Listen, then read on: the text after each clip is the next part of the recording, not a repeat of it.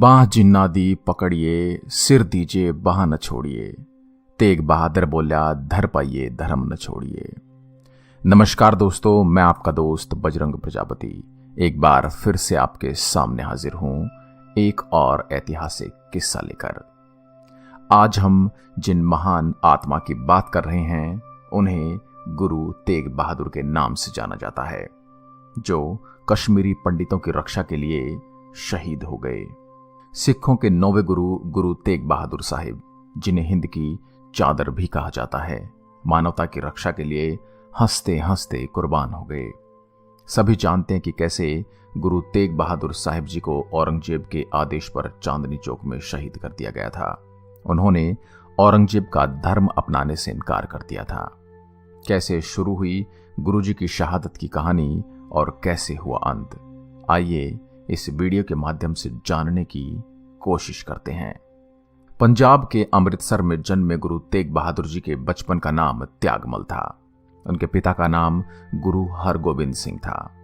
बाल्यावस्था से ही संत स्वरूप, गहन विचारवान, उदार चित्त वाले तेग बहादुर जी मात्र 14 साल की उम्र में बड़ी बहादुरी के साथ मुगलों के खिलाफ लड़े। इस युद्ध में जब वे अपने पिताजी के साथ उतरे तो उन्होंने अपनी तलवार से कई करतब दिखाए और तलवार को इस तरीके से चलाया जैसे कोई महान योद्धा चलाता है। उनकी इस वीरता और बहादुरी से प्रसन्न होकर गुरुजी के पिता ने उनका नाम त्यागमल से तेग बहादुर रख दिया।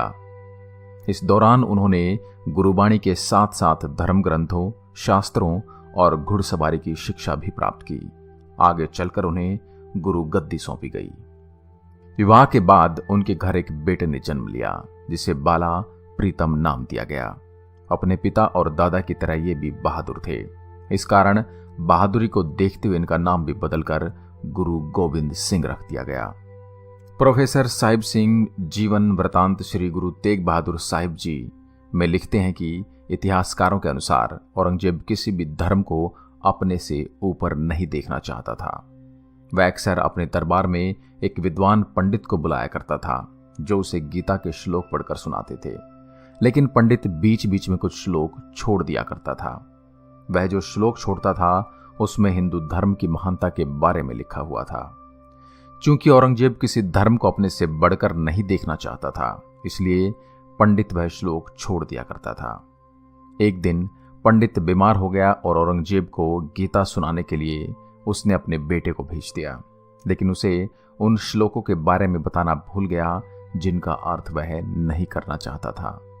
उसके बेटे ने जाकर औरंगजेब को पूरी गीता का अर्थ सुना दिया, जिससे औरंगजेब को यह स्पष्ट हो गया कि हर धर्म अपने आप में महान है।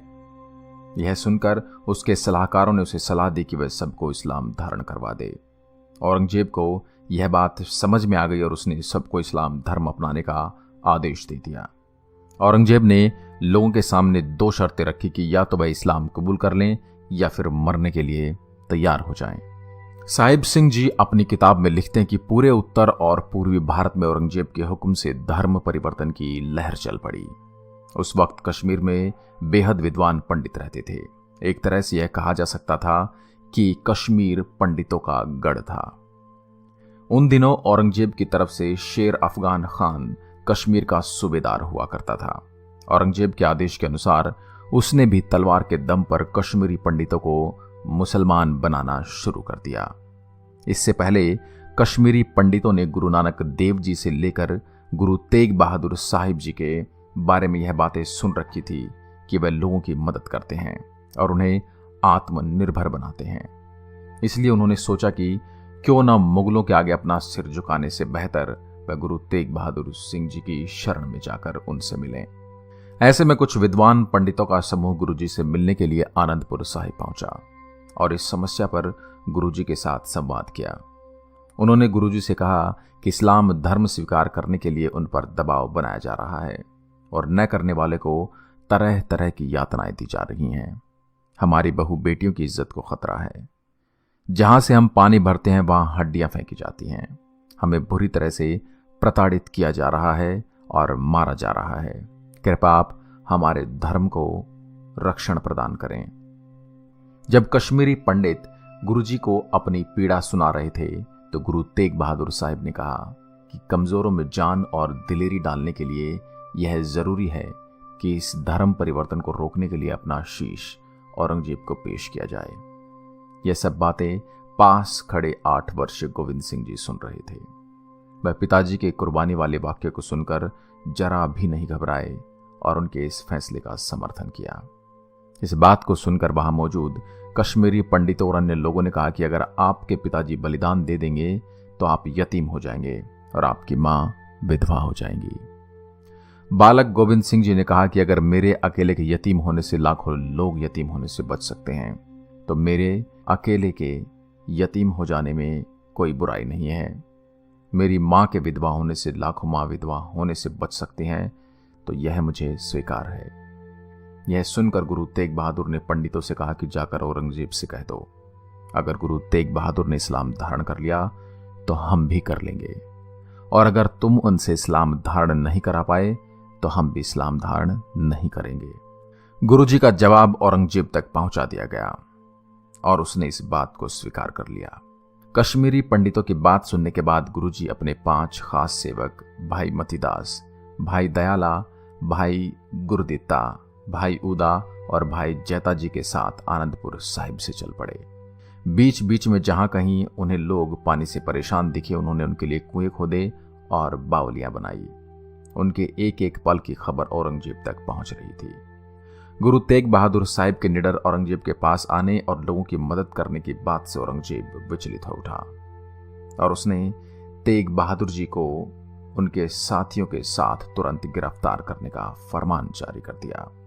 औरंगजेब ने कहा कि उन्हें मुसलमान बनाने के लिए यत्न शुरू कर दिए जाएं। औरंगजेब के आदेश पर 5 सिखों सहित गुरुजी को कैद कर दिल्ली लाया गया।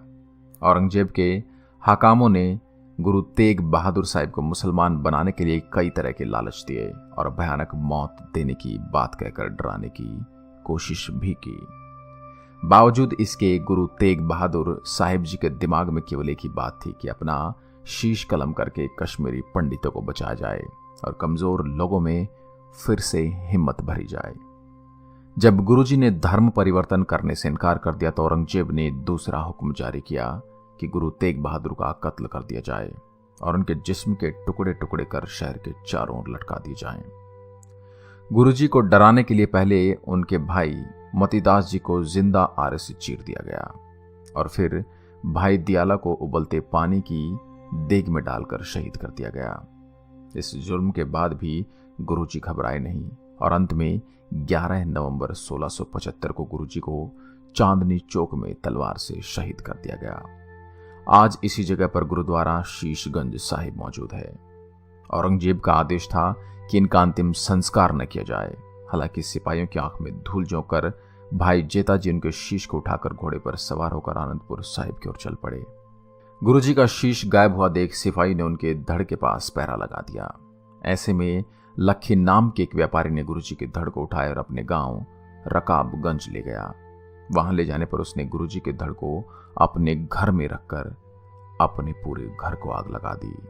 इस तरह गुरुजी का अंतिम संस्कार किया गया। आशा करता हूं यह वीर गाथा आपको पसंद आई होगी।